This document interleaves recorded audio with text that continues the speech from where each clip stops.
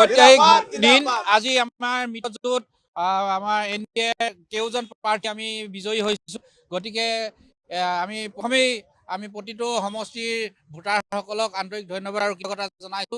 আৰু বিশেষভাৱে অসমৰ দক্ষ আৰু মানে কৰ্মপটু মুখ্যমন্ত্ৰী হিমন্ত বিশ্ব শৰ্মাৰ নেতৃত্বত যি আমাৰ দক্ষ আমাৰ কেবিনেট মন্ত্ৰীসভা আছে, তেওঁলোকৰ নেতৃত্বত অসমত উন্নয়নৰ ধাৰা এটা গতিত চলি আছিল। গতিকে ৰাইজে বিশ্বাস কৰিছে, হেতুকে কেউটা চিটে আমাক বিপুল ভোটত বিজয়ী কৰাইছে।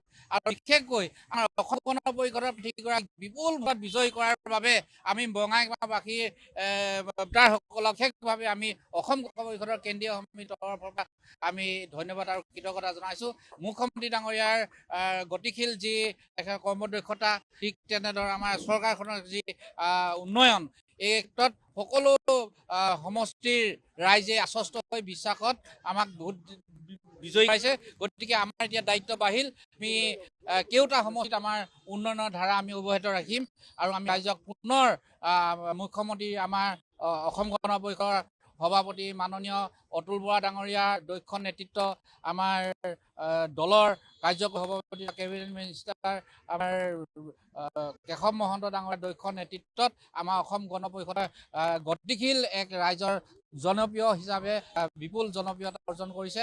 আমি আশা ৰাখিছোঁ ভৱিষ্যতে আমাৰ এনডিএ অসম গণ পৰিষদক অসমৰ ৰাইজে নিশ্চিতভাৱে বুকুৰ কুটুম হিচাপে আপোন দল হিচাপে ধৰি ল'ব। এই জয় অসমৰ ৰাইজৰ জয়, এই জয় এনডিএ, ভাৰতীয় জনতা পাৰ্টি, অসম গণ পৰিষদ আৰু UPPLৰ জয়। অসমৰ ৰাইজে ইতিমধ্যে গম পাইছে যে যি গছে ফল নিদিয়ে, যি গছে ফুল নিদিয়ে, তেনেকুৱা গছত অসম ৰাইজে আৰু পানী দিয়ে।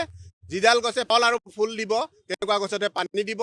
এতিয়া এনডিএ যিখন চৰকাৰ চলি আছে, সেইডাল গছে ৰাইজৰ উন্নতিৰ বাবে দিনে নিশাই কাম কৰি 24x7 ডক্টৰ হিমন্ত বিশ্ব শৰ্মা ডাঙৰীয়াৰ নেতৃত্বত আমাৰ অসম গণ পৰিষদ দলৰ সভাপতি অতুল ডাঙৰীয়া, কেশৱ মহন্ত ডাঙৰীয়াৰ নেতৃত্বত অসম গণ পৰিষদ দলটো আগবাঢ়িছে আৰু ঐক্যবদ্ধ আমাৰ যি এনডিএৰ যি চৰকাৰ চলি আছে, আমাৰ মিত্ৰজোঁটৰ চৰকাৰ চলি আছে, এয়া চৰকাৰ প্ৰায় 40 বছৰ চলিব বুলি আমি আজি ইয়াতে ঘোষণা কৰিছোঁ।